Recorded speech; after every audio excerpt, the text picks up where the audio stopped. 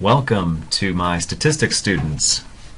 My name is Dr. Paul Zachlin, and I'm going to try and show you around the Blackboard page and the website for the book, and try to get you comfortable in this introductory video with all the things that you'll be doing this summer as you study statistics.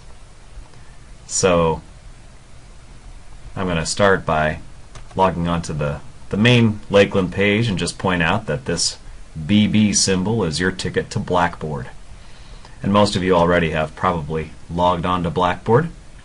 And when you log into our website for Math 1550, you're going to see this course information page. This is where we start. The course schedule is at the top. You can see me at the bottom. And right now, if you click on Course Syllabus, this gives the course description. This Word document, which I have here. And again, this is what I would hand out the first day of class if I were to meet you in person. Talks about the best way to contact me being email, describes the course, talks about the textbook. Some of you have already emailed me to ask about that. We're using the 12th edition of Mario Triolo's Elementary Statistics. It's an excellent book. I've taught out of the 11th edition a number of times, and the 12th edition, there have been some minor changes, but they're changes for the better. Rather than actually require a book, what we have available in our bookstore is an access code, because we like to use the My Stat Lab. Is the Pearson website. When you purchase access to this lab, you gain access to an electronic copy of the textbook, as well as many other nice features, and we'll explore some of those today.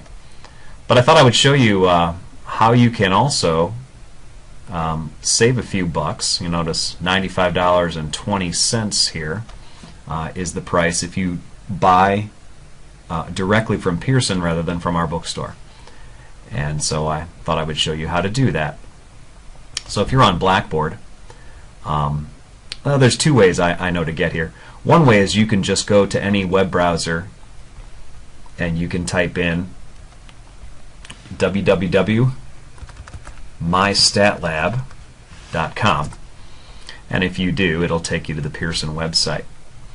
I also, if you click on the web links page at the bottom of the course materials here, this blue button, I also put a link to the textbook website. But once you're on this Pearson website, you will need to register. Unless you've, now some of you students already have an account because you registered for a Pearson product for some other course. And if that's the case, you can just sign in. But let's presume you haven't and you log in as a student. Okay? And it says I need three things. I need an email address. I know you have that. You need a course ID, and you need an access code or credit card. Now the access code is what you can buy for $111 from our bookstore. Credit card, that's another way to, and that again, if you use your credit card, you'll be charged the $95.20. So once we have those three things, we can register. Now to get the access code, you could find it a couple of places. If you go to the syllabus, I have it here for you, Zachlin 31646, and I also posted it on that Blackboard page right here under the textbook website. So I need that. I have that. I just copied it. I press Control-C and I'm ready to register. Enter your course ID. Here we go. Continue.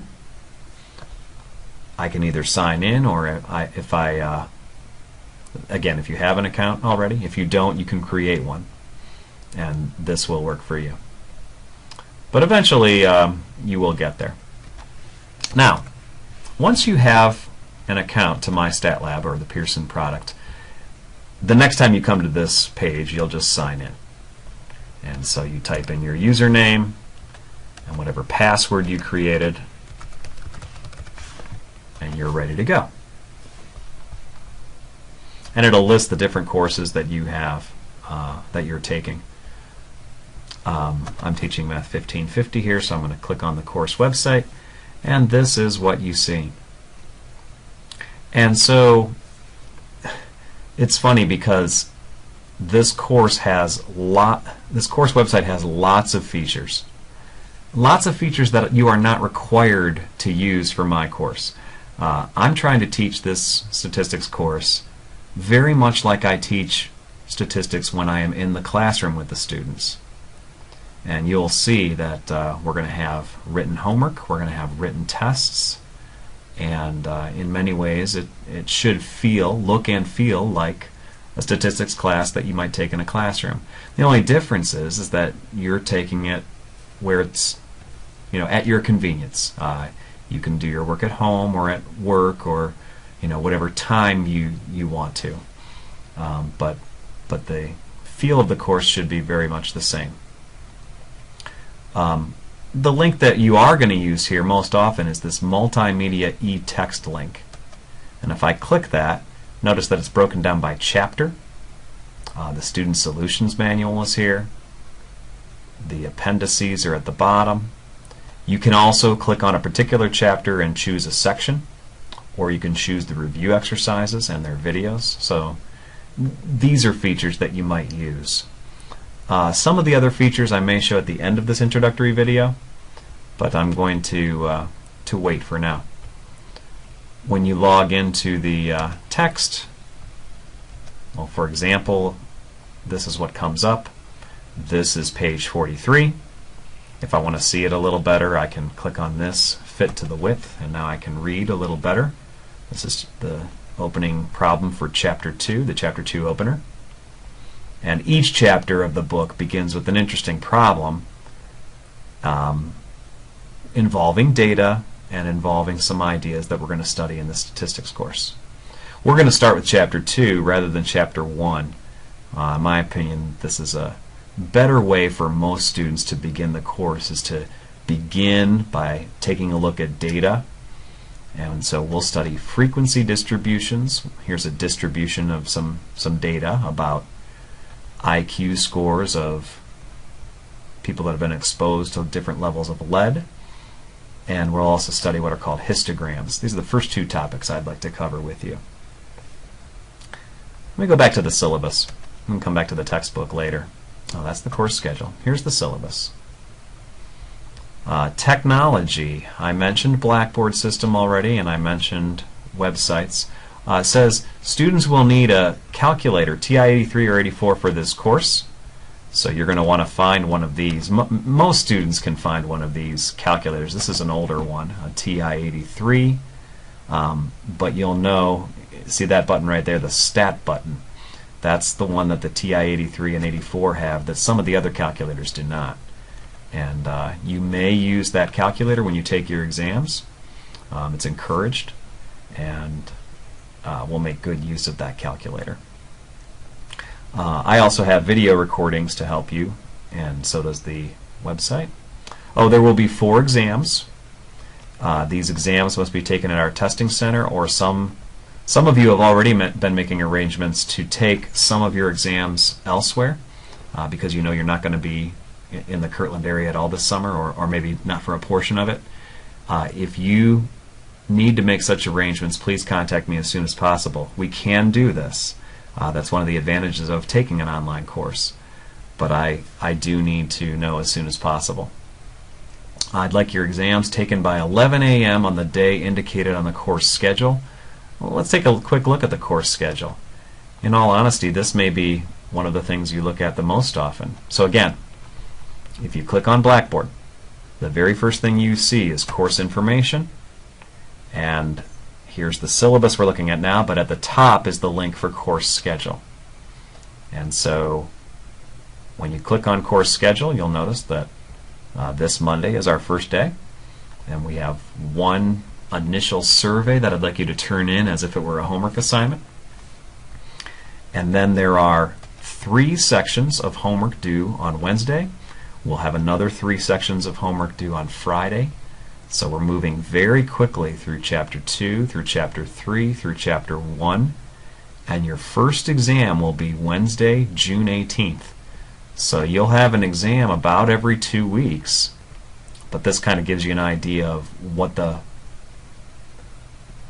mapping out what the course looks like. Let me go ahead and go back to the syllabus. Let's see. Oh, those of you that are local and are using our testing center, you need to know the testing center hours. Monday and Tuesday, the testing center is open from 8 a.m. till 9 p.m. It really is nice that they have these hours. Since you have 2 hours for the exam, if you are planning on coming later, you really do want to arrive by 7 o'clock to allow yourself enough time for the exam. Wednesday and Thursday, the hours are 8 till 4:30. They are open Friday morning, and they are open Saturday from 10 to 2. So these are things you need to know as you're planning to take our exams. The grades will be based on 500 points, so 80% of your grade is based on the 4 exams. You will receive up to 70 points for your written homework, and you'll receive up to 30 points for the paper that I mentioned. Homework assignments, you're going to work out, well, let me show you on Blackboard exactly where you find them. So I already mentioned that if you click on the course schedule, we will have the homework assignments listed by page number, and I also try to list where the answers are. Your book provides answers to all of the odd homework exercises, and so you can check as you're going, and I encourage you to check as you're doing your work so you know how you're doing. But I'd like you to work these out on paper, and so on a typical day of work, you're going to log into Blackboard, and you might click, for example, on this link that says Assignments. And so I can see the first few assignments have already been posted. This homework number 0, the initial survey, is there. But let's take a look, for example, at homework for Chapter 2, Section 2. It says here, it's page 51, 1 to 6, 9 to 11, 13, 15, and 27. So those exercises, again, are from the book. So if I go to the book, and you'll notice I have 2 tabs here. Typically what I'll do is I'll click on, say, Chapter 2.2, and I'll move to the homework. I'll kind of read through and move to the homework. And then,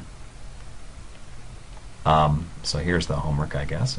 Well, actually, that course schedule can help us.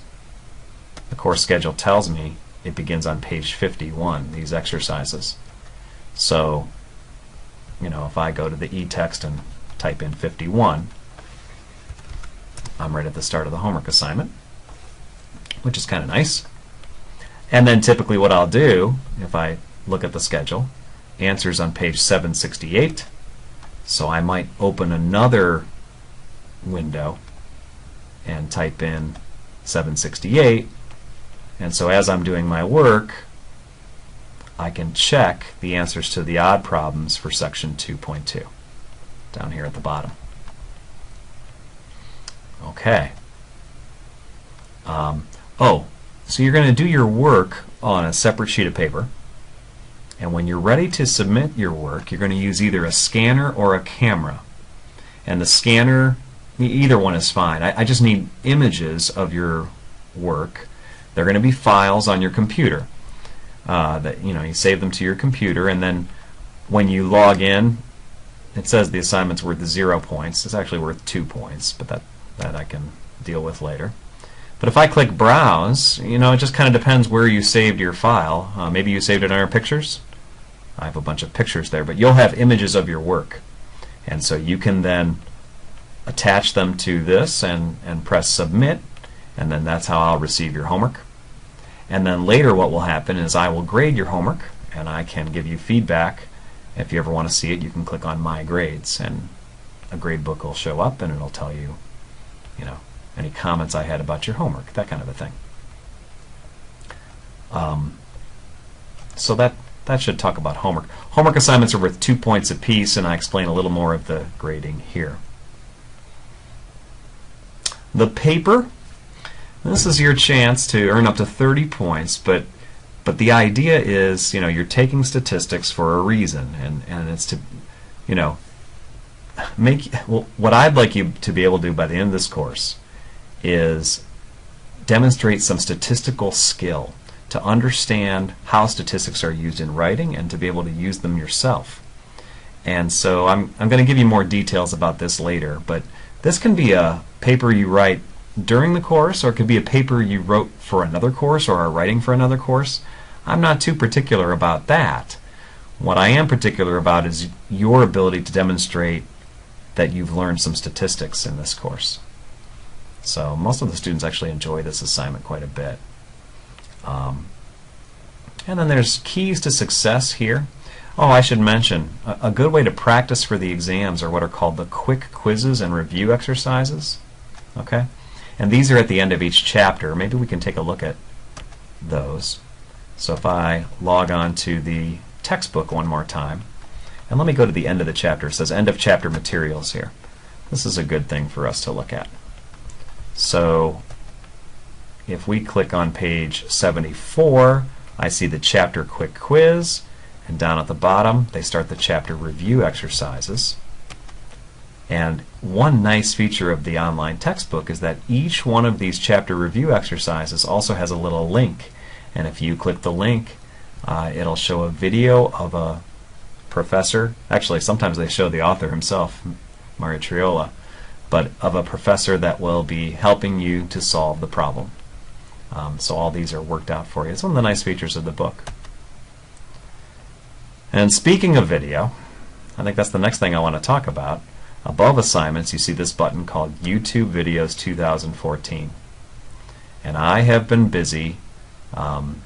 Over the years when I've taught statistics in the past, I've tried to record the lecture examples I use in class. I typically use PowerPoint, and I can record what I'm doing. I have many recordings from the 11th edition of the textbook, but they are still very relevant because the textbook, while the examples changed, the material covered is the same. And so I think you may find that these videos will also be useful.